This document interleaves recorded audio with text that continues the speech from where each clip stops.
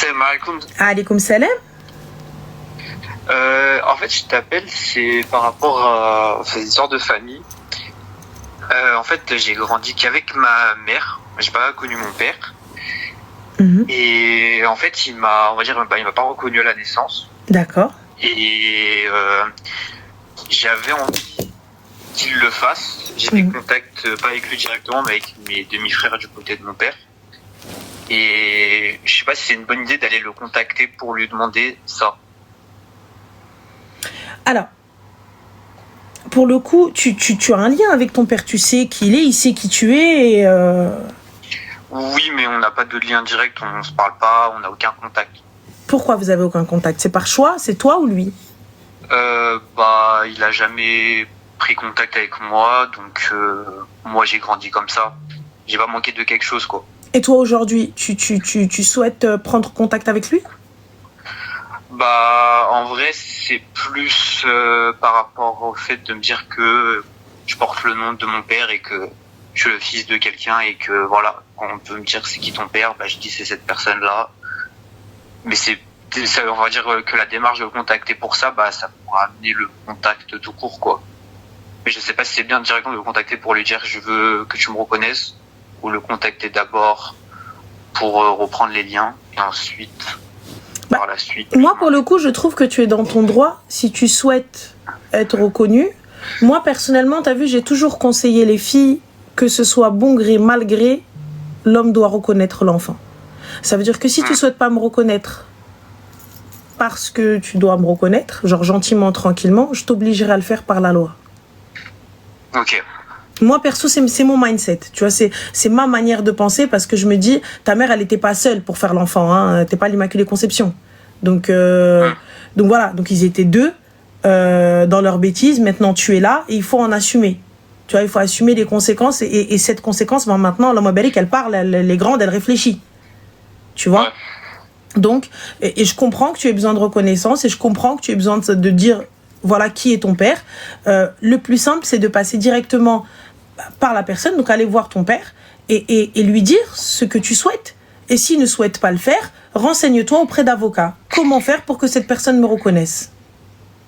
Ouais, ok. Parce que je pense, je ne suis pas sûre, et là les avocats, dites-moi, hein, les personnes en droit, est-ce qu'il peut demander un test de paternité?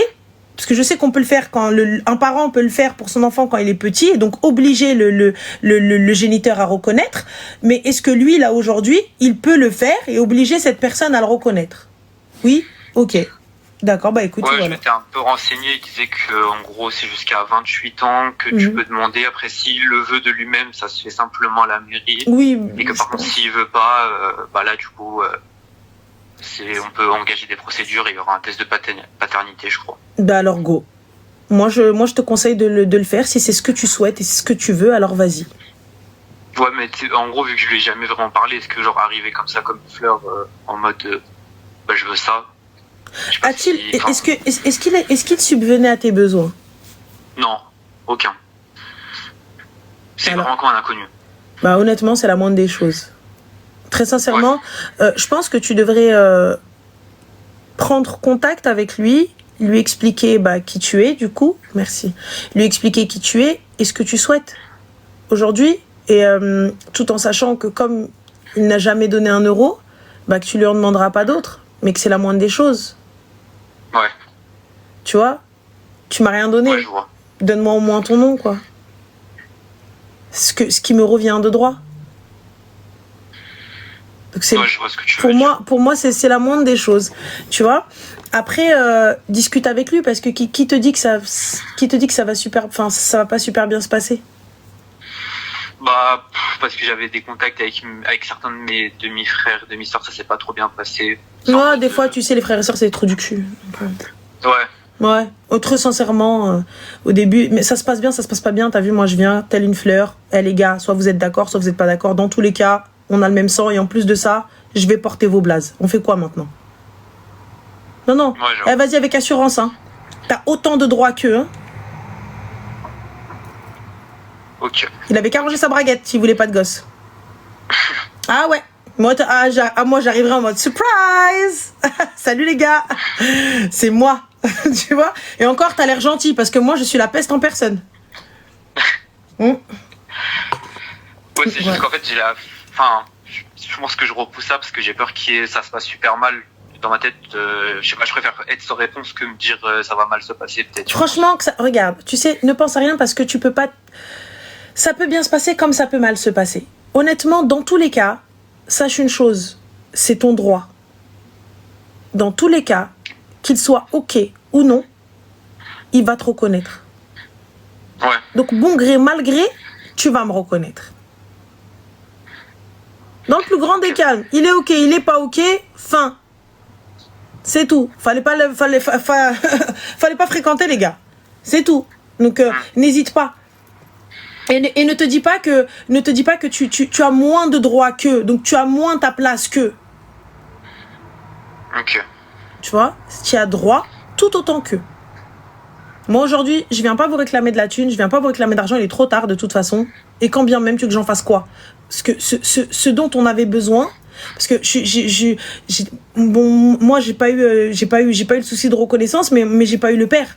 Tu vois? Donc, ce dont on avait besoin, c'est la présence d'un père. C'est qu'elle soit financière ou juste sa présence, en fait. Juste sa présence, le fait d'avoir un papa, le fait de voir son père, le fait de vivre avec son père. Tu vois? Donc là, maintenant, puisque toi, t'as pas été là, fais au moins le nécessaire. Fais au moins le nécessaire. Ouais. Donc voilà. Donc n'hésite pas. N'hésite pas à le faire. Bah, merci beaucoup. Je t'en prie. Bon courage à toi. Merci. Ciao. Non, moi, je suis pour, les gars. Je suis pour. Voilà, je suis pour. Et les filles, il n'y a pas de non, mais en fait, moi, je veux pas. On va attendre un an.